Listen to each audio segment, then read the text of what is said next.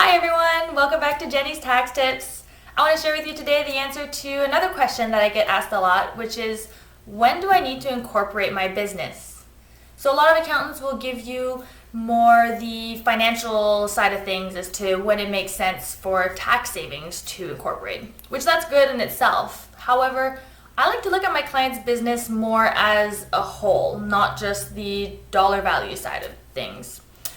Therefore, my personal opinion is to incorporate when it makes sense legally, which my lawyer will love me for this, but I think that even if it's a little more expensive to be incorporated, it makes sense when you want to separate yourself from your company. So if you're dealing in an industry where there's a higher chance of being sued, or if you have large dollar value contracts, I would recommend being incorporated so that if someone sues you, they can't come after your house, they can't come after your car, they can't come after your personal assets because you are completely separate from your corporation. So on top of looking at just the dollar tax side of things, you'd want to look at the overall litigation side of things as well when making your decision. Now, of course, when you do incorporate, there are extra fees. So there's your incorporation fees.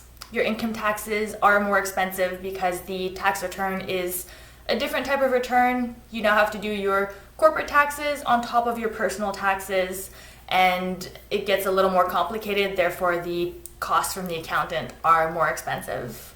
You also have some annual filings that you have to do. So there definitely is a lot to consider. There's more work involved when you are a corporation.